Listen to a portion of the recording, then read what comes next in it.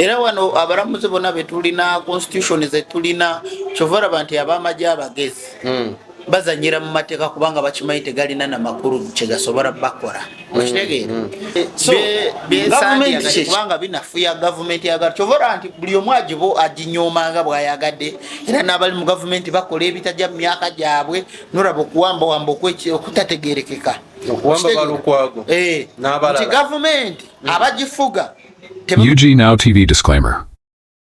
The content shared on this channel is for informational and entertainment purposes only. UG Now TV does not guarantee the accuracy, completeness, or reliability of any information presented. Viewers are encouraged to conduct their own research and verify details independently. The channel and its creators shall not be held responsible for any actions taken based on the content viewed here. 2026 UG Now TV. All rights reserved. Banga elise tubadde nga ndowooza twakoma okwogerezeganya eri wiiki omanye emikolo nagyo gyali gituwuuba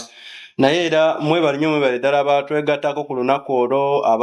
abaatuleetera ku bintu waliwo ababireeta ku lunaku olwo lwennyini aba Board of Africa mwebali nnyo mwebale ddala twabalabako abalala tutasobola ku identifyinga nga mwaliwo mwebale nnyo mwebalire ddala olunaku lwatambula bulungi lwali lwa Sunday enewedde nga 21 era abaana banyumirwa bulungi nnyo nga bwe mwagenda maaso n'okuba nga mutugoberera ku mikutu gyaffe wamu ne ku mawulire nga okugeza ku NTV ku BBS ne TV endala bukedde twaliyo bulungi nnyo kwegamba omukolo oba olunaku lwali so kalafuulu naye bingi ebibadde bigenda mu maaso mu ggwanga mu piriyodi eyo gye tubadde nga tuwumuddemu kati katugambe kuwumulamu katini naye era kubeera twali tetuwumudde nnyo gyali just emikolo egyo naye nga bingi era bibadde bigenda maaso mu ggwanga nga tubigoberera olwalero lwakuna ennaku z'omwezi ziri 25 mwezi gwa 6 2026 olwalero ndowooza abaana ba Kafeero ne issue za Kafeero zonna leero DNA results wezivaayo bado atusuubiza zigenda vaayo ssaawa 5 ate naffe leero tutandise ssaawa 5 kati tunaava ku live tujja kuba tufuna update ndowooza ekyo kimu ekigenda maaso leero ebyalukwago byonna nga ebyali bigenda maaso mbw ate okusala kwa kuweebwa ab'eŋŋanda mu ssaawa 24 nabyo biibyo bikyali awo webito okumugatta ku musango gwate gwoli gwawolereza kwegamba bingi Amelia Matembe naye yalumbiddwa mwemata tukwanirizaako olwaleero tusimbulire awo ndowooza tugende maaso n'embeera egenda mu maaso mu ggwanga lyaffe Uganda. Bannayuganda muli mutya kansuubire muli bulungi nange gye ndi mpolampola tubadde n'ebinkuteekutemu naye at least nti nabimaliriza twalina emikolo ndowooza twasembayo bakukola lwakutaano lwa wiiki ewedde naye at least nti twakomyewo era mu maaso awo tugenda kuba nga tutambula kuba kati tugenda kutabaala ebitundu byonna buli kifo ekirimu amaanyi wano mu Uganda oba mu Africa oba mu East Africa wona tugenda tuukawo naye nga mwasuze mutya twebaza Bannayuganda mwenna abayambyeko ku baana abeeru ku mukolo kubanga abaana basanyuse olunaku lwabwe lwagize so awo kituwa ekifaananyi nti mu maaso eyo bw'omuzaala at least gw'ojja kuba omanye ekyokukola nga tebikyalinga biri ebyemabega so abatuyirawo omubiri kwa NTV tuyambako okutambuza omulanga gwaffe ne BBS TV y'Obwakabaka n'ababukedde bonna nti omulanga gwaffe gutambula era nga emikutu egimu egya TV egiri international nga gyegikola ki gyegituyambako okugutambuza so saawa ya leero tugenda kutunulira ebimu ku bintu bingi tusaasira ebyo ebiriwo mu Uganda waliwo n'embeera embi ejja ey'abasiraamu ne kalica embeera eyo simanyi gavumenti bwegenda ogikwasaganya kubanga mulimu abasiraamu mulimu abasiru n'abagezi abaliwa mulimu abasiraamu abagamba nti omuntu bw'oba tosiraamuse mbw'oba mubi era nabadde mpulirako oseeka kiti ng'agamba mbu kabaka siraamuka wakati mu kwebuza nti kati bwe nnyambalira Ssaabasajja kati Abaganda bonna ne basiramuka Ssaabasajja bw'omutyoboola kati ye kenyini n'asiramuka neyeyongera obwagala. A few moments later. Atukozeemu omulimu munene tetusobola butuuzaayuza Ssaabasajja naddala nga tuli basajja Baganda kale lwakuba naye era ekyokusiramuka tetusobola butakimugamba tijo gino emyaka 71 bannaye giina we girikoma. Ssaabasajja wakyaliwo akakisa akalowooza kubiriddako wakyaliwo akakisa akalowooza kubiriddako notereza ebyetaagisa okutereza bino tubyogera Ssaabasajja tukwagaliza bulamu bulungi. Bane ne Nabbi Muhammad nga akyatambula omugendo gwe ne bazadde be bwe yabayita okumugoberera baagaana teyabanyiigira era ebyo mbadde manyi nti Seeka Kitaabe manyi nti famire ya Nabbi Muhammad teyasooka kumukkiririzaamu ng'akyali mulamu bajjukira ng'amaze okukola ki okufa oba okufuka ow'amaanyi oba nga bamaze omumuzuula munange naye si kirungi bino ebintu bya Katonda kyakyewunyo nti abadugavu era anyway si kyakyewunyo kubanga nalaba abadugavu bakayanira Arsenal nabagamba nti omuzungu singa akeera n'agamba nti eddiini zaffe muziveeko bazigaanira ne beerabira kati ukayanira otya eddiini ey'omuzungu gye yakeera n'aleeta 1800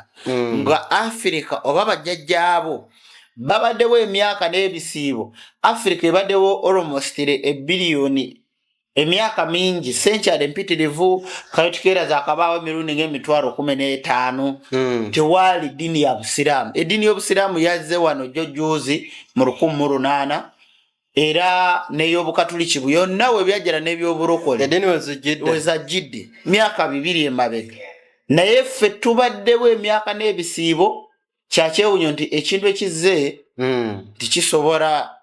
okuba nga kibateekamu eyo embeera ne mufuna feeling ez'okukyawagana kati zajja zita ne zisinga amaanyi ebyaliwo anti abadugavu buli kiseera baagala okwetwala nga bamalayika okitegeera nti ebiseera ebisinga obungi osanga omufirika yenna abaana ab'obuwala tebakyayagala kukola akimanyi nti okukuula gwe mulimu okitegeera naye essaawa ya leero abakyala ne bwaba mukyala mulungi atya nga mu China oba mu America babeera mu kukola kati wano osanga omuwala ne bamugana omugana nti omanyi edda mu ggulu wabeerangayo emyoyo ejja omwoyo gwe bayitanga nsonyi n'omwoyo gwe bayitanga lumbe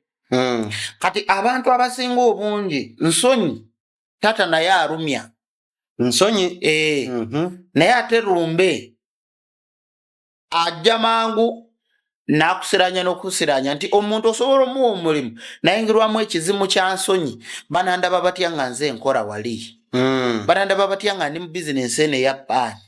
kati awo nsonyi yawamba ate yawamba nnyo mu Africa mwoyo yawamba nnyo mu Africa nti buli muntu okweyita owakabi okitegeera nti buli muntu kati nsonyi yabateekamu illusionist buli muwala yena oba buli muntu yena ayagala akola emirimu baagala egy'obwa broker emirimu gya AI kankube ku simu bansindikire sente mpayalinga ejagala beera broker kyokka obulimi tunulira America yavuddeyo nerankinga Traholi yagambye batakolagana ate bamurankize munnange kubanga Traholi alina project ze yali atandika n'agamba nti ne bw'anaagula emmundu zifaanana zitya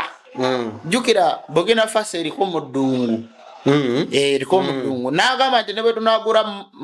tanka z'amagye ne bwe naagula tiyagas ne bwe naakola ki sisobola kufuga abantu nga tebalina kyakulya n'atandika project gye bayita Traholi gundi bagituma farmer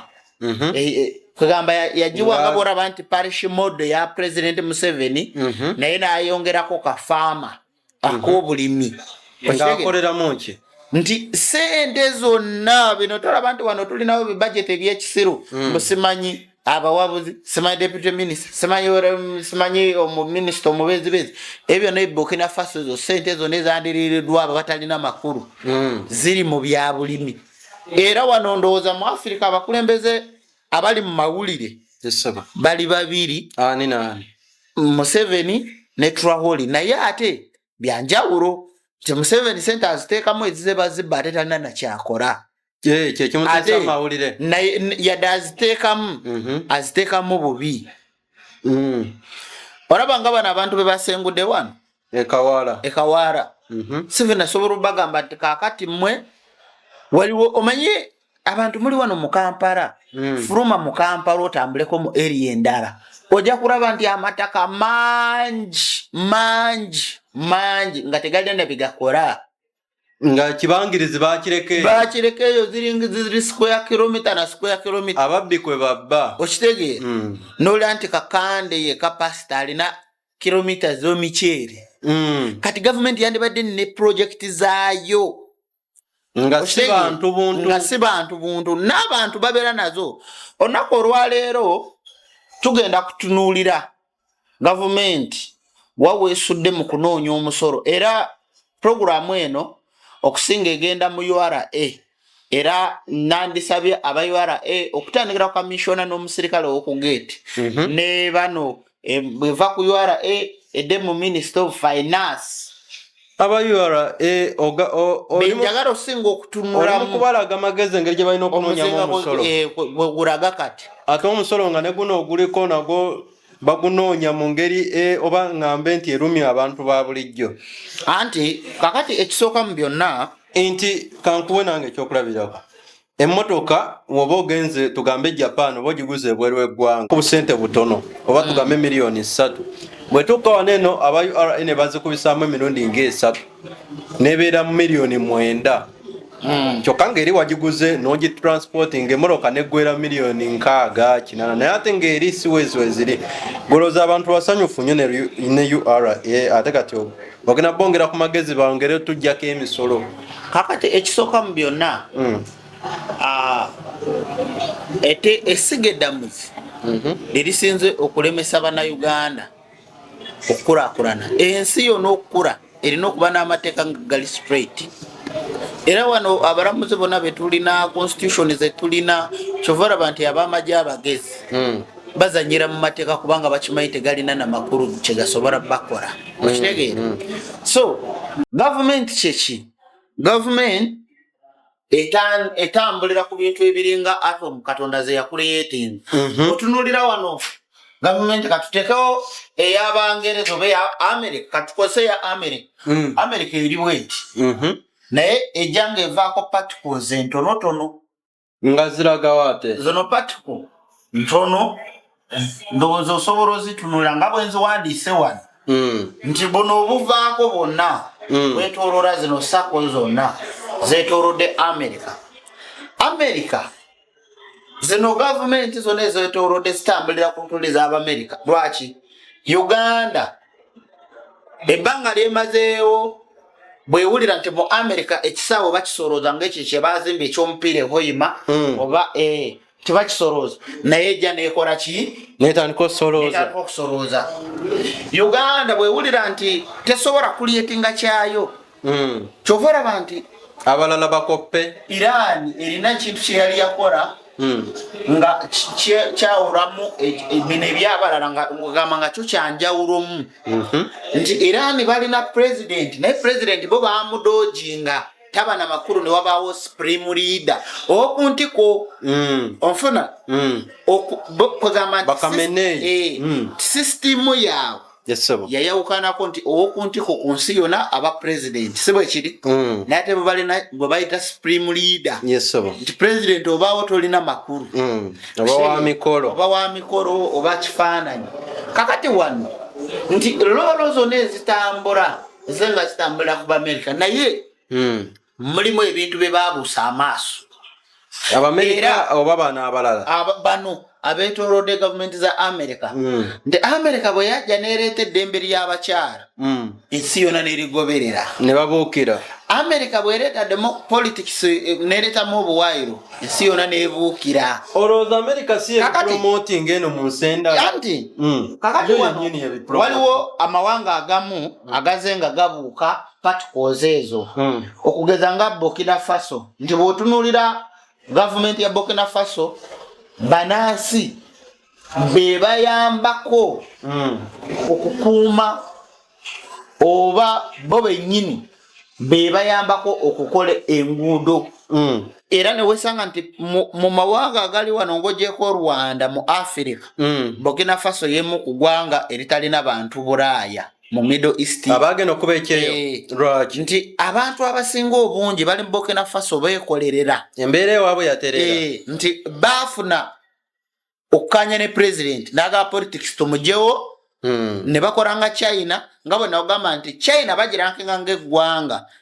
America egamba nti China nsi terina democracy naye ate China yemu ku nsi ezikyasinza ebizimbe ebingi ezikyasinza enkulaakulana okusinga ne America egamba erina democracy China yemu ku nsi ezeegombesebwa eziyiya buli kipya ng'ate bakikola mu China Omuchina asobola okukola ekyombo asobola okukola ekintu kyonna mind kyetanalowoozaako mu mutwe gwo Omuchina n'akikola nga teyasoma luzungu lwe bakuteekamu Omuchina biki bye yasooka okukola yakopa ebimu ku by'abazungu naye n'akimanya nti mulimu byatalina kuleeta mu ggwanga lya China okugeza omuli bino wammanga edini basooka gigoba education etalina makulu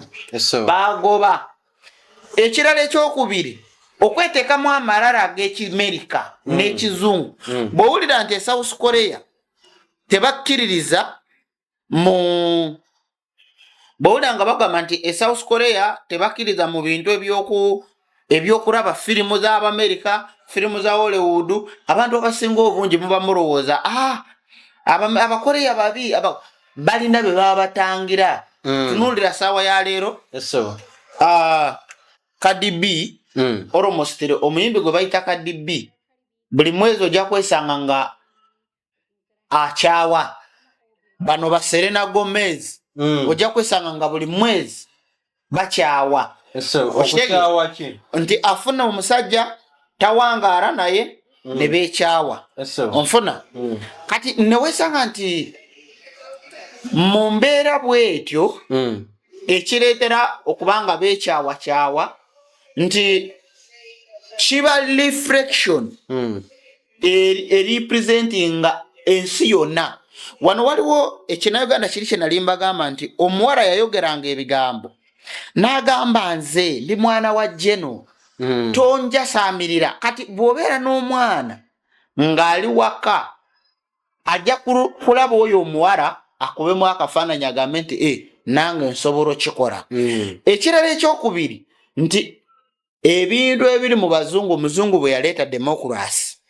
ewuwe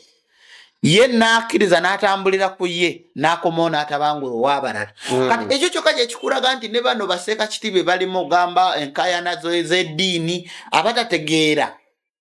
bye balina okubeeramu nti omuzungu ye mwennyini yaleeta eddembe ewuwe gye ririddamu constitution atambula bulungi mulamu nagenda n'atawaanya abalala kyokka ate bwe tutuuka wano mu kulonda kati bwe nkuwa example mu bisanja byonna bye tuze nga tulonda Bungereza ebadde ng'eyogera ku gavumenti ya Museveni ne bagiwandikako na bubi nnyo mu Bungereza eyo kituufu France ebadde ekuba nnyo gavumenti ne America ng'abantu abo bakwezinzeeko ovaawo neweebuze kino ekisanja lwaki tebakiriimu naye byonna ebiriwo nga teboogera wabeerangayo just n'abantu okwekalakasa oba ne wabaawo ebitatambudde bulungi wano twalaba mu biseera byaki ebya Bobi Wine ebyatogikwatako balwanira parliament video yatambula ensi yonna okitegeera naye kati wano nti basobola n'okuwamba abantu ne bikoma mu East Africa lwaki nti president naye teyali musiru yasooka kukwata Abangereza n'abawa ku share y'amafuta France yekiri wakati America omungereza waliira n'America y'abaalya waliwo oliddeyo kasookedde tutandika akalunga waliwo report eva mu Bungereza oba France sibe beefuula nti G7 yerwanira eddembe ly'obuntu okwetoolola ensi ne bateekawo European Union nejja neeyogeramu awo ne Kyagulanyi ne balaga nti bakubyekubyemu ne bisirika newe baavumiriranga era tewaabangawo kyanjawulo kati ate waliwo ekyenjawulo naye tewali kyogerwa onfuna nti Bungereza yo yakola ekintu kyayo n'ekyesigalira oba bo olwamala okifunamu ne bakivaako okitegeera kakati olunaku olwaleero politics yandeese njagala kati tudde ku kye bayita URA oba twagala tutegeere tugenda kutegeerera ku biwandiiko bino okiraba kino kyenkute kino zino ze financial ez'amawanga ag'enjawulo twagala kugoba twagala okulaga URA nti ekyali mu myaka gya 1800 ensi ekyuse sebo commissioner wa URA amawanga gonna okwetoloola ensi mukopyeyo ebintu bingi government ekopye ebintu bingi okuva e Bulaayi twagala ne kino mu kikope okuva ne leero kiriwa sawa ya leero amawanga agasinga okwetoloola ensi agasinga obungi gateekawo system mu government zaabwe nga ne bwebanga amateeka gonna nti batambulira ku ddembe naye nga waliwo kali akennono naye wano tewali kakubeere kweyerusa kakubeere kubuuza kakubeere kulya gende wa chairman okufuna ebbaluwa ya luzungu kebeere kooti ate kooti yo ne promotingira ddala omuzungu tunulira parliament nti tukyali mu mbeera kwegamba bwe kiba kyalo newaffe Kagadi kibuga tetunaba kutegeera okitegeera nti saawa ya leero kyengezaako okunyonyola nti gavumenti yeewora omuzungu n'atuuka n'ogigaana naye mulimu amawanga nti omuzungu asobola okujja n'agamba nti mbawole eggwanga ne ligamba ffe tetwetaaga kuwoolebwa tulina nsonga lwaki twewola naye wano basobola okwewola nga n'omuzungu ne babatabakemye ne beereeta bokka okitegeera nti amawanga agamu nti omuzungu asobola okujja n'agamba nti mbawole ne bagamba tetwagala bizibu nga bakyagala sasula makadde kati katudde ku mulamwa ogwatuleese oba oli awo tutegeeragane eno proposal nze nabuze obudde obugitwalira commissioner wa URA naye nenjagala ngiise wano oba oli awo nemutuukako era oba oli awo omuwa ku magezi kiyambe ne parliament okutegeera bana parliament buli mwogero oluzungu temutegeera muli mu bya kisiru byokka mukyali mu mbeera eri enkadde kati katudde wano aba parliament bogamba kubanga tebalina bintu byebateesa biri awo guno omwaka oguwedde eno financial ya government ya Uganda yasoloozeza zino biliyoni 22 n'obukadde 5 eza $, financial ya bw'ozikonvatinga n'oziza mu za Uganda ze trillion 84 ye budget yaffe n'obuwumbi 3 eza Uganda zino ze sente za Uganda zebasomye zirize z'omwami zino za $, mu za Uganda zivaamu zino biliyoni 22 n'obukadde 5 eza $, biliyoni 20 mwezi 22 kandi imagine waliwo n'abazirina nno nga zize ku bugwe mugaga kitegeeza aliko Dangote alina biliyoni 38 eza $. kitegeeza asinga Uganda omwaka mulamba asinga financial ya agiri mu bitundu 7 Uganda eri 4 okitegeera sente zalina bw'ozikonvatinga ezono ziba mu trillioni nga 12 ezono Uganda zesolooza mu mwaka njagala URA commissioner owulirize bulungi ze musolooza omwaka ziri wano okitegeera kati bwe zibeera wano kitegeeza nti wano ku myaka 4 gavumenti tenatuuka kumanya kye bayita okukola omusolo nga guli smart game kakati bwe tudda ku Elon Musk yayingidde trillioni emu almost ali mu 1.4 trillion kitegeeza nti zino sente za nabadde ntunulira wano Elon Musk sente ze saawa zino omugaga asinga sente mu nsi yonna sente zaalina kati bw'aba wakuzirya bw'azigabira Uganda wano zino Uganda buli mwezi ekola biliyoni 22 ono yava ku biliyoni emu n'ayingira 10 Uganda tenatuuka na ku 27 nayingira 10 nayingira 200 nayingira 5 uyo yayingidde trillion n'obuwumbi buna omuntu omu kyokka kitegeeza nti bwe tunatuuka 23 onajja kuba akubisizaamu eno nnya ejja kuba nga eri wano ate nga almost ejja kuba eri wano mu 1 nga point 30 oba kitegeeza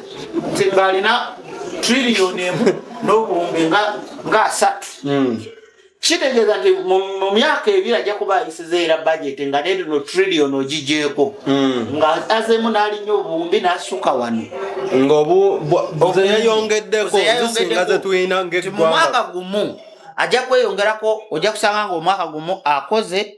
obuwumbi 3 nga ne gavumenti tenabutuusa naye naffe tujja kuba tweyongeddeko kakati ensobi eriwa ng'ogyeko enguzi katunulire ebifo nti bw'otunulira ebitundu ebisinga leero tugenda kwogera ku South Korea okusinga aliko Dangote wano kamugyewo kati nteekewo South Korea tutunulire URA lwaki yeebase ng'ate abalala bakola. South Korea buli mwaka esolooza obuwumbi bwa $995 n'obutundu 8 obukadde bwa dola South Korea biliyoni zino biliyoni 495 n'obukadde 8 zino kitegeeza Uganda okwenkana South Korea wano yeetaaga kutema wano bw'otemako 22 wano wasigalawo ndowooza nga 73 obuwumbi 473 South Korea zetusinga okusolooza bw'oba ogase ne zino kakati bwe tuziza muze South Korea eba ekoze trillion 727 n'obutundu 9 muza South Korea oziraba zezaabwe ezaabwe bw'oba zikonvatinze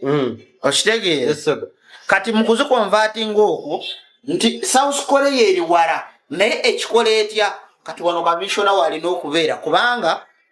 tukooye okubanga mulya bya bwereere n'okubanga abaana abato ate musomye baba wa office mutegeera nibyo mutegeera temubiraga mu bantu okutegeera kuba kumanya oba kufulumya matiriyo oyo naye abantu ababawo emirimu nga bamaze kusoma bawera ddala bali abasingayo obugezi kaŋŋamba obugezi teri magezi gamu singa amagezi weegali singa Uganda tefaanana bweti kakati sente zino ndowooza muziraba range ya bino ebintu kakati South Korea ekola etya okufuna sente zino South Korea balina ebyobugagga oba mbawadde oba South Korea ntono nnyo ku Uganda kyekisooka ntono nnyo ku Uganda egisinga obunene naye wano katutandike bwe tuti bw'ova wano n'ogenda mu America China n'awantu awalala wonna bw'oba obuukinga woteeri obuukinga za gavumenti teriyo z'abantu gye ziri bw'ova wano n'ogenda mu America gavumenti neyingiza ogenda mu ggwanga lya America nga ogenze kusulayo ojja kwesanga kanteekewo wano amusazeewo wano kati wano ojagala otunule bulungi woteeri zino zenjogerako woteeri ya America bw'ogenda mu New York City woteeri emu eya gavumenti nga gavumenti yagizimba yegivunaanyizibwako ojja kwesanga nga woteeri eri mu 2,000 ensimbi eza $, 2,000 eza $. Then bw'oba togisobola katugeze eno gizize nodamu ya Elon Musk, Bill Gates oba woteeri ya Trump kasuleko mu woteeri y'omugaga ojja gisanga mu 15 omuntu wa bulijjo eya gavumenti yalayise okusinga ey'omuntu kakati wano bw'ova wano n'obuukinga buukingi yonna oba ogikoze mu sisitemu ya gavumenti wano mu Uganda URA wano wenjagala obakubira nti omuzungu asobola okuva eri ebweru n'aregisteringa asula mu woteeri yange basula mu z'abantu ba bulijjo bw'afa aba fiiride moteri ya muntu wa bulijjo oba abaavunanyizibwa ku gavumenti ku government kati lwaki asula moteri ya muntu wa bulijjo ati ze ziriwo lwaki gavumenti ezimba government ezimba nze simanyi kakati eno yemu ku nsonga zetugenda okutunuulira lwaki uganda esobola okugwa mu buzibu omuzungu asobola okujja wano n'asula n'afiira mu hoteri ya muntu wa bulijjo kale tokitegedde kati omulamwa gwe guno katusooke tujjewo South Korea tujja kukomawo naye kakati ekisooka mu byonna tukyali ku bajeti ya Uganda amawanga gonna agasinga obungi bw'ova wano n'ogenda n'olambula Rwanda Kagame akikuba atya mu 2019 2018 ebyobulambuzi Kagame yabukolangamu obukadde 15 USD obwa dola n'akeera n'alowooza n'akwata Visit Rwanda n'agiteeka ku Arsenal ndowooza basinga mugiraba ku Arsenal nga bagivisitinzeeko wano akagambo Visit Rwanda okuva 2018 n'agamba ayongedde atya okitegeera ku nfuna ye kasookedde bateekako akagambo kano mu Visit Rwanda ku Arsenal ebyobulambuzi mu Rwanda byakyuka sawa ya leero Rwanda ekola obukadde 85 byeyongerera ddala eza dola okitegeera 85 eza dola kati sente zino zeekola just mu byobulambuzi zinaatera okugoba ate economy ya Uganda just zino za byabulambuzi mu byobulambuzi sekita emu Rwanda ebyobulambuzi kati kankunyumizeeko kino nakyo obadde tokimanyi ebyobulambuzi ebimu byerambuza eggwanga lya abazungu abagenze mu Rwanda eteeka mu paaka y'ekisoro bayingirayo terina byabulambuzi ebijewa eyingiza abantu mu Kongo ne barambula eby'e Kongo yo Rwanda nebikola ki nebijja mu sente zino nti Rwanda etalina na byabulambuzi nakugamba wano nti Kenya erina 5-star hotel 50 Uganda tulina ndowooza emu Kenya tugisinga ebyobulambuzi ebitundu ku buli 10 otuzala wannyo tulina ebitundu nga 85 ku buli 10 Kenya erina ebitundu nga 25 nerina 5-star hotel 50 nefe tulina hotel emu ndowooza si Serena eringa international Serena Sheraton si 5-star olw'okuba gye bakyaliza abagenyi tulinawo ka Serena tulinawo Sheraton tulinawo Paro ne tubeerako n'eri Munyonyo ewa Sudiru ezo hoteli z'abagagga se anti ziraba ezo era ne bw'ozibalaba tezituuka mu 10 bw'ozibala eziri mu Uganda n'ebyobulambuzi bye tulina mu East Africa ojja kwesanga nga tukwata kisooka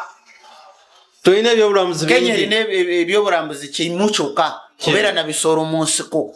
byokka Kenya byetusinga obungi kubeera na mpologoma taiga ngoki ebyo ebisinga biri mu Tanzania then Uganda neddako onfuna ebiyiriro bw'oteekako ebiyiriro n'ezipaaka oba ensozi ez'okulambula ng'ezo ez'Ekapchorwa Kasese tulina Rwenzori Mountain tebirina kakati ebintu bino byonna bw'ova wano n'ogenda ebweru Kenya talina Mountain Kenya naye eziriwo Mountain Kenya gye tugeraageranya ku Mountain Rwenzori wane waffe eye Kenya tebagirambula kubanga n'ennyonyi teziyitawo bulungi ekirala olwo olusozi luliko paati ezimu ng'omuntu bw'ayingirayo abulirayo era banasayansi batera ogamba nti oba waliwo poto oba mulyango gwaze alien Kenya awo so kakati nga tuze ku mulamwa nkeera wano nyingidde Greece nyingidde Misiri nyingidde mu America okulambula sula mu hoteli ya America eya gavumenti sente bwe mba mbukinga zigenda ku akaunti ya URA system ya government evunanyizibwa okusoloza emisoro wano government yakwasa mbu abanene owulira ekyo ekimu ku bintu byesandiyagade kubanga binafuya government yagade kyovora nti buli omu aginyoomanga bw'ayagadde era n'abali mu government bakola ebitajja mu myaka gyabwe n'olaba okuwambawamba okutategeerekeka okuwamba balukwago nti gavumenti abagifuga tebamanyi kye bakola n'abalimu nabo tebali stabilized bulungi. Kakati omuntu bw'ava wano najja okulambula lwaki mu paaka za Uganda zonna zirimu hoteeri ez'obwannannyini nga za liizi zitya ogenda n'osasula ne bakuwa liizi nti osasuddewo gwe omugaga okumala emyaka 3 ng'osasudde gavumenti mulimu ebintu gavumenti byekola nga bya kisiru. kitegeeza za gavumenti ziba za liizi nti nze nyiza okusanga ettaka nga lya gavumenti gavumenti n'abalandiroodi wange nga bw'opangisa ku kizimbe kya Hamu nti kiba kya Hamu naye oba wamupangisaako okitegeera kati ye liizi nti bo basasula ne bazimbamu obusiisira. Uganda saawa ya leero buli singa URA ekola South Korea kye yasooka okukola kiri bwe kiti buli awali paaka yonna baateekawo zi woteeri kye kisooka eza gavumenti nga naye ekikola department ya URA kubanga URA bweba enoonya omusolo terina kubanga binyonyi kwasaamira nti babiwe biriye erina okutondawo zi bizinesi. Omanyi bino byenkunyonyola wano bakola business bomwe banajja sente amagoba agayimirizaawo eggwanga Uganda na business nga tebatunuulidde kunyunyunta abantu byebyo ebimu ebireetedde South Korea ojja kwesanga nti omunansi asasula omusolo mutono gavumenti neekola erina sente ate nga nabo buli omu amatira ensi ye nga buli kimu kiryoke naye olw'okuba nti wano tebanategeera tebalina birowoozo balinda omuzungu asooka ajje asomese nti URA kati namwe musobola otandika bizinesi ne mukola bino ebintu ababeera ne pulezidenti murowooleza mukugula drone kuwamba abantu murowooza kusiba bantu babageddeko so kale no kabineti muswadde nnyo kubanga amagezi gammwe mafu okitegeera kubanga musiiba kunyonyi nze nagamba nti baminisita babeera kunyonyi mbu bagenze kusoma ebweru bino lwaki temubiraba eno projekiti ya URA bwebanga kyekitongole ekivunanyizibwa mu kusonda sente z'eggwanga ekisooka mu byonna URA ekyerina okutunula kiri bwe kiti projekiti enagenze gitunula nendaba China kyeyakola okubanga eri ku top. China bagoba abantu nga boraba Uganda bwe yagobye abantu mu Kampala wakati China neetakomaawo negamba nti naye wategedde singa tugende Uganda ne tukola oluguudo lw'e Uganda gavumenti ya Uganda nesindika sente mu Uganda zikonvatinga economy ya China okulinnya kubanga ziba zivudde bweru kiringa boraba nti tuli sako bwe tubeera ba Uganda like sako ziri wezi bwe tuba ba Uganda sobola okukola emitwalo 5 ojja zinziriza okitegeera nga tolina osikomyawo nga kiri 5 nga temulize 5 jjo kubanga oli muganda wange naye ate bwe tuba ba business bano bamanerenda bwe nkuwola 5 ojja kumpa 7 olonze nijje kituufu mba neeyongeddeko emitwalo 2 kati URA luweesolooza bannayuganda Uganda tesobola kukula kweyongerako kitundu kyonna ku sente zino erina okusigala ng'ebaleega emisolo ebakakanya ebaavuwaza kitegeeza ikonomi terina wano wegenda kukulira kutuuka ku namba 2 okitegeera ejja kusigala ku 1 kubanga bannayuganda baba tebalina sente ze beeyongerako. Bw'oba oyagala okutegeera bulungi byenkunyonyola ddayo emabega ojjukire mu tteeka lye babadde baleese lyebadde bakaleetawo juzi wano gavana wa Bank of Uganda n'adduka mu parliament n'alabula President Museveni. Lwaki yamulabula kyekino wano ataase okugamba nti gavumenti oba abaana bali ebweru bayingiza 1.5 biliyoni kitegeeza sente zino ziyambako okustabilizinga economy y'eggwanga ze zigiyamba URA esinga ekeera nezimba ku makya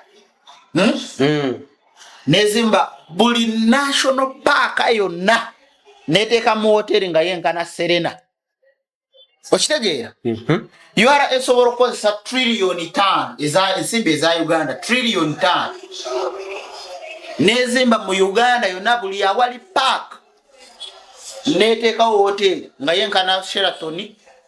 nejjawo buno obusiisira nga Omumerika bw'abajja ajja kuyingiza $. Onfuna bw'atuuka Entebbe ajja kubukinga hoteli ojja bukinga sente zigenda direct ku URA kwa account ya URA onfuna bwe zigenda ku account kitegeeza $. Eyingidde economy be stabilizing omwaka gumu bweteekamu nezimba hoteli mu Uganda yonna neteekamu trillion tan buli mwaka gumu bwe guti URA begenda kukola obukadde 2 onsimbi eza Uganda nga zezeyongere ku ze basolooza ze bajja mu byabulambuzi yesebo zino sente obukadde 200 ze trillion zebekoza amagoba ze trillion 18 buli mwaka zebekola ku zino kitegeeza zino trillion 18 ebesobola okukolamu enguudo n'okuzimba amalwaliro nga ne banansi babajjeko omusolo ogutegeerekeka nfuna omutonotono mu muntu neyeyagalira mu ggwanga nekikomya n'okuketa okukecicula ebbanja sente zebeewola ebweru so saawa zino bw'otunula URA oba gavumenti ya Uganda ejja kugamba nti URA obuvunaanyizibwa bwayo kusolooza ezo nonsense mu munyumiza abeewammwe amawanga gasinga obungi South Korea nkuwadde South Korea leero ekeera nemanya nti tunulira America ba Elon Musk company zaabwe Elon Musk mukuteredde wano nti yayingidde trillion Elon Musk kyakora si kike America tesobola kuzimba device negireeta mu bantu eteekawo omuntu nemuteeka mu project Elon Musk bw'amala okuzimba project n'erinnya ejja kufuna ba stakeholder abajja investingamu kituufu government ya America esikayo sente zaayo project nebeerawo myaka na bisiibo mwenga mulabo bano beewa mbusimanyi bano banene beyakwata neewa obusiisira okwetoloola paaka za government URA erina obuvunaanyizibwa kubanga yesolooza sente z'omuguyi w'omusolo yerina okukola business esooka mu ggwanga era tebakakuwa akasiisirako nga oli muntu wa bulijjo oba woko ku kyalo gavumenti ekwata neziwa abantu ba bulijjo ngabo bahamu tunulira hamu we bamuwadde kuzimbirawo bwerere mu mwara ne bamenya abekawaara hamu president yamuwaddewo wa bwerere agenda kuzimba street yonna yagizimbye dda owulira omanyi sente zagenda okukola buli mwezi hamu ajja kuba akola milioni 35 eza $. Buli mwezi gumu kumwala nga talina land road gwasasula zino sente abajjayo zize zazimbisizza okitege azijjayo mwezi gumu azijjayo mwezi gumu kati bw'amala emyaka 5 looza ajja kubaawa ajja bamugagga aba akola obukadde 305 okitegeera mu myaka egi almost ziba bilioni 35 eza $. aba asinga ne economy ya Uganda mwaka gumu ye mu myaka 5 okitegeera ekitegeeza wano waliwo bino byonna byandibadde bya kesi yandibadde evunaanyizibwa ne URA ekitizibu olaba bw'oba ogenda abasinga obungi era bateerako street zino ebiseera ebisinga abali Dubai tulaba ebibuga ebizimbe nga biri mu line biri straight mpaka eri biri ku plan saawa ya leero tulaba Kyanja waliyo za apartment ziri mu milioni 1.5 ku bukadde 2 apartment omwezi Ekyanja URA esobola okukeera neezimba apartment nefuna ettaka neteekawo apartment ey'omuntu wa wansi project eyo ne bagiteeka mu trillion 8 ne bazimba apartment ng'abazungu bwe bakola nebeera patiko ng'eri bweti ng'erimu ekisenge ebisenge 2 nga project ya URA neddiiro makotadde n'ebinaabiro na buli kimu nti room ebamu oba apartment bagizimba ng'eriko ebisenge 2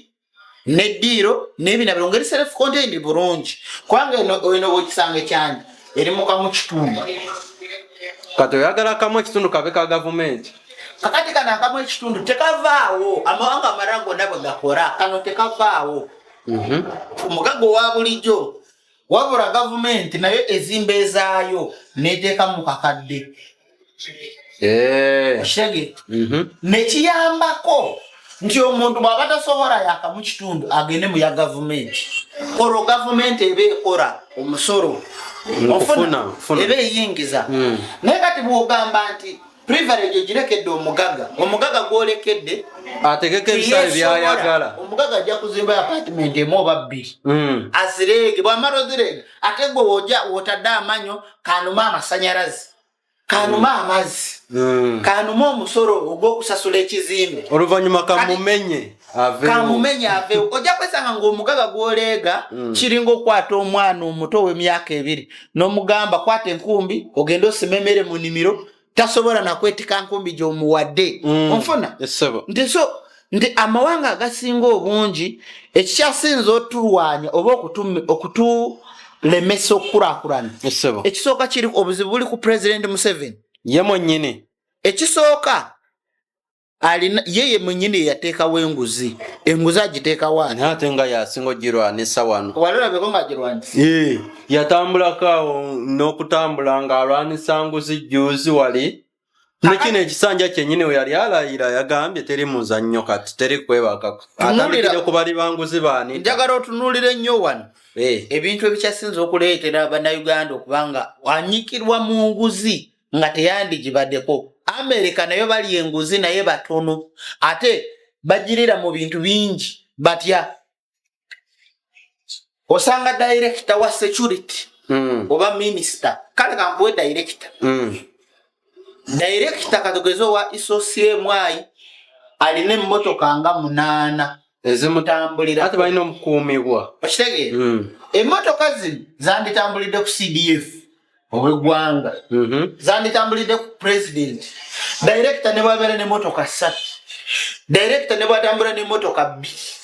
kubanga abalina authority efaanagana n'eya Museveni nti Museveni asasulwa $10,000 naye ate omubaka akiikirira akatundu weekati afuna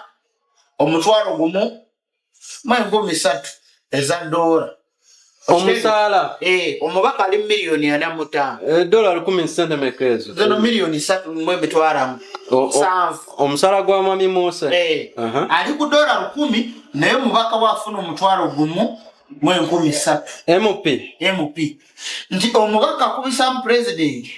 emirundi 12. Kati lwaki president ajja wano ku bubaka afune sente ate ulira president akimanyi nti mugumu yafuga kakati wano example gyenkuwadde nti director teyenkana jeni atambulira mu motoka esinga eza jeni. Onfuna owa URA kati bw'otunula commissioner wa URA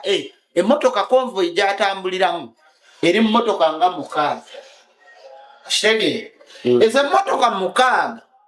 asasula omusaala obukadde nga 8 ku 100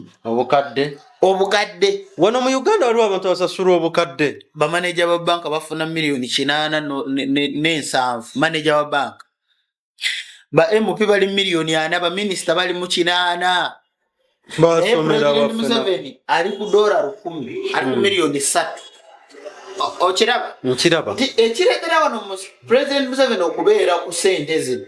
mugumu ali comfortable nti yakola ki yafuga yalagira buli kimu. Kati tekirina bwe kireetera director okwonoona amafuta gano gonna n'otambulira mu motoka 8 nga omusirikale akukunga n'ofuna omusaala gwa bukadde nga 3. Okitegeera? Omusirikale akuma ng'ali mu $3,000,000. Kakati wano tunuulira nnyo URA mwogenda okusanga enguzi nga teva, mwogenda okusanga tebalina mind erowooza ku bintu bino ebizimba eggwanga. Balowooza kunyunyunta. Ono wabbayo ono wawansi afuna $3,000 ajagamba ne bwe nazisolooza ojja kubula mu mawulire nti minisita yabbye obukadde 8 oba obuwumbi 8. Okitegeera? Awulira nti minisita yatte $2,000,000 Museveni teyamukutteko. Kati ono afuna $3,000 ajaga mwana wange tasoma sente ziyita munzi ajja naye okukubayo obukadde 2. Okitegeera? Kati bw'anaakubayo 2 n'oli omulala kati URA ebyo berimu abakozi 1,000 nga buli omu akubayo $2,000,000. Ate omugezi alya ku mutwe gwe andi kati ulira ekiri mu kitongole oraba abazungu kye bakola gavumenti ya America buli mujase muwa $, eziri eyo mu 10,000 afuna miliyoni ezisuka za Uganda 10 oda waggulu. Yes sir. Tinaye bw'aba akola omulimu agukolanga mu mativu okitegeera. Yes sir. Nga akola ekyo ekigasa eggwanga. Ono omwana wayora ebo bomusasula omusaala nga guli standard oba omusirikale wa polisi nga afuna omusaala guli standard. Tojja kulaba ng'omusirikale yena yenyigira mu bikolwa eby'obubbi. Okitegeera. Omusirikale baba afuna kale omusaala katubale omusaala gwa $10,000 aba amanyi nti nsasulako rent ndabirira abaana bange babaawo basoma kangene training enkuuma eggwanga lyange. Naye ate omusirikale ajja kubeerawo ng'akaaba ng'amanyi n'ewaka talina kyaliseyo kyakulya ng'abanja n'emyezi egiyise okitegeera. Naye awulire nti minisita talina na makulu mu ggwanga kwa omusirikale asinga ne minisita omugaso bwe tudda mu byaddala okitegeera. Awulire nti minisita yakubye obukadde 2 mu butuufu omusirikale oyo agenda kulowooza ki nga yalina n'emmundu. Era ffe be baleega emisolo ffe bagenda okubba ne bwe bakubba kooti ya Uganda terina bwe yateeka akawaayiro nti omusirikale wa Uganda bwabbwa munnayuganda gavumenti ya Uganda oba amagye g'eggwanga ge galina okusasula omukyalo oyo gwe babbye oba nannyini dduuka tekiriiwo. Olumala omukwata ne bamutwala mu kooti ne bagamba gavumenti nawe compensatingira abantu okubaddizaawo. Singa omukozi yenna owa gavumenti katugeze mu America bw'obeera mujasi n'obbanze munansi oba omutuuze wa bulijjo omukozi wa ssente businessman gavumenti gwe bwonziba ng'oli mukozi wa gavumenti ne gukusinga gavumenti ebaako kempaayo okuzaawo bizinensi yange okitegeera. Kubanga omukozi waabwe yappe kiringa okugamba nti omukozi wa bbiya bamukute nga bba mu Coca-Cola ng'etteeka bwe waabe jagamba kampuni ya bbiya ensasule byenfiiriddwa ne bye babbye bawaabira kampani anti jjukira omukozi yaba akoze ekikati n'omujasa aba mukozi waani wa gavumenti kati omukozi wa gavumenti bw'akubba gavumenti eba erina okuddizaayo naye wano tekiriiwo. Ebiseera ebisinga tewaba bujulizi we batandika ate nga babasalira kirona misana babasalira ebujulizi bwawo mulimu bwe babbanga ne footage kamera weeziri naye kyeŋŋamba nti bwe bamala okubba gavumenti esobola gamba nti bamubbye edduuka leka tutunulira ojjukira oli omuvubuka yatta minisita n'afiira mu saluni y'omukyala ekyanja kati omukyala oyo gavumenti yali erina omusasula naye kooti terina we yateeramu ki senariyo eyo weetuukawo tebavunaana kitongo bavunaana ye ng'omuntu anti mukozi waani baleme lwaki mu makampuni ate kampuni zeesasula gavumenti eragira kooti negamba kampuni sasula ono lwaki tebavunaana muntu bw'aba mukozi wa kampuni ne bamuggyako ekya kampuni ne bamuvunaana nga ye nesigala gavumenti anti yekola amateeka bwe butamanya yegateekesa mu nkola yevunaana eyo teba gavumenti ekyo kiba kiwamba bantu bwe butamanya gavumenti ng'emanyi kyekola ng'efuga banaasi kyova olaba nkuwadde example wano nti URA mulina okuva mu byekyana ekito mutandika okuinvestinga business ezigenda okuvaamu owulira nti China yakoze oluguudo ne luyita mu mazzi muli omuntu atategeera bulungi ajagamba balukoze kati ewaliyo ki twetaaga enguudo kati olabawe Kalangala ezo entindo ebyebiddeeri Museveni si alina n'obbigulawo mulimu enguudo ze batalina na kutwalamu President Museveni okuzigulawo nga minisita nga ne chairman LC5 yakiika nga president okujja alina okujja projekiti ennene ng'okugulawo ebisaawe kugulawo zireerwe kati tunuulira wano oluguudo lwe baagala okukola okuva e Nairobi okutuuka wano olwa train baalubalidde triliyoni njagala mulabe sente za Uganda engeri gye zigenda okufaamu baŋŋamba Kenya yamaliriza sayidi yaayo anti njagala nkulage olabe Kenya ugundi Uganda engeri gyegenda ofiirwa amagezi ge bawadde president bw'otunuulira layini ya train saawa ya leero Museveni bamusibye akatambala Kenya yegenda okusinga okufunamu kyovora bayo yayanguwa n'okukola etya oluguudo train egenda kujja bwiti okiraba paka Uganda ne Nairobi then bwe bamala olutuusa wano mu Uganda wano Rwanda naye gambe Kenya esuddiye Rwanda Uganda bawenda mu mugire basike Rwanda Kigali olutuuka Tanzania naffe twagala Tanzania nayo mwebiri nanti kakati wano Uganda ebanga katali ebe yambako ono Kenya etya train eno buli weneeyita wano Kenya yagenda osinga okudipotinga ebyamaguzi byayo nga olutuuka wano Uganda giyambako bisasanya Rwanda Kenya gundi Rwanda Tanzania ne Burundi nawalala oshitege nti Uganda ejja kubejikolera nga roundabout Uganda kyetamanyi nti Kenya speed gye yataddemu njukira sawa ya lero nyanya joli eva mu Kenya nam carrot biringanya na buli kimu biva Kenya ate byaffe betulima biriwa era gende nakasero bajja gamba bino byavudde Kenya amatoke tegava Tanzania amatoke ate embalala wavaayo ki gavayo nago matono etoke tunje erina gundi nga guno muzindalo liva Tanzania nti ebintu bingi be batomeza president nga tamanyi ate nga bisaanyawo gwanga sawa ya lero bwe tudda mu kutegeera okwadda abasajja abazungu balina enguudo bazimba enguudo otunuulira okuva Jinja okuva Uganda katubale wano Jinja road ne tubala nti eno kakitereze bulungi nyawala tusobola okutegeeragana at least buli kimu tukikole nga kiryokke runo lwe luguudo oluva Uganda mpaka Nairobi runo naye batuuka wali ejinja mulimu bino ndowooza naawe obimanyi otwala emmotoka n'obanga gitutte mu kugirigezesa ebyuma naye nga luguudo lwe lusooka mu Uganda okuyingiza ebyamaguzi oluguudo luno lufu muli abateeseza pulezidenti mwali mutuddekawo ne mulowooza ne mugamba nti singa pulezidenti mu kifo ky'okuleeta wano train singa bayisize etteeka ne bagamba tugenda zimba enguudo nga luli bwe luti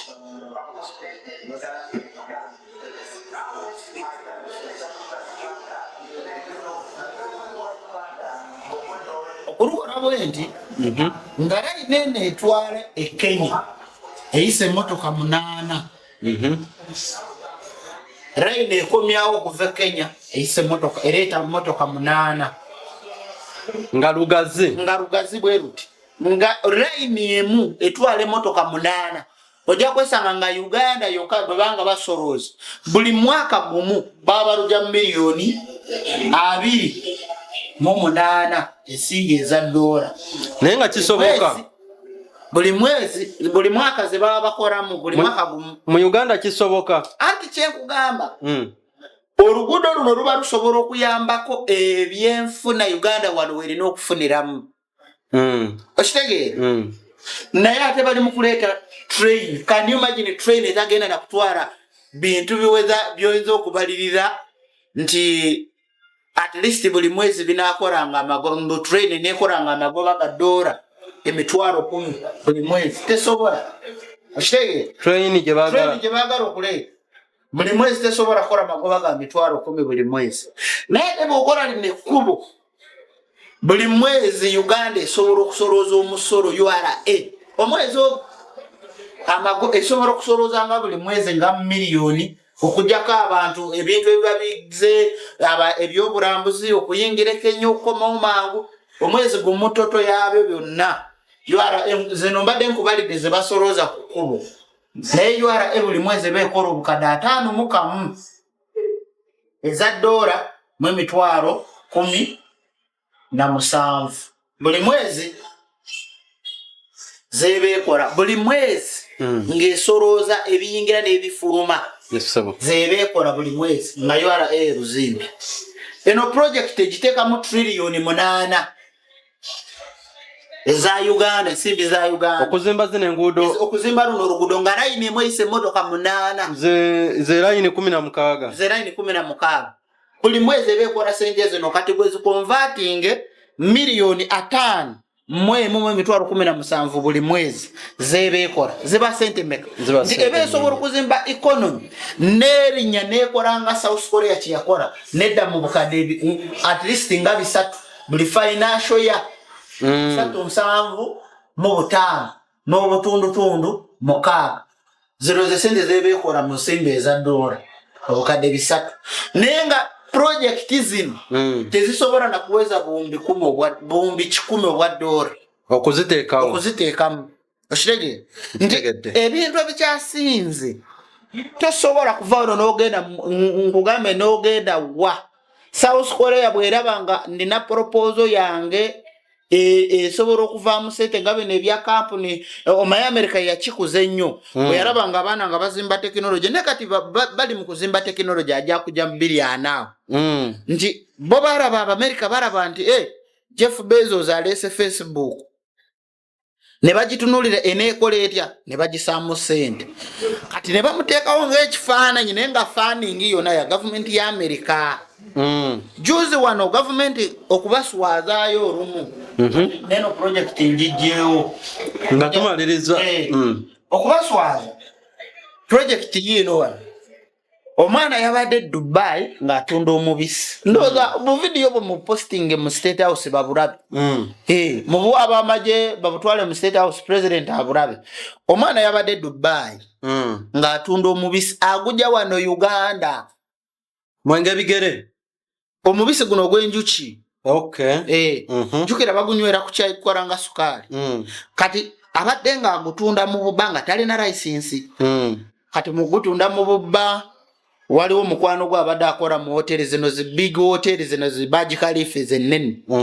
kati mukorayo olina jja n'agugurako onakora mu hoteli n'agenda kati onakora mu hoteli mukwano gwa manager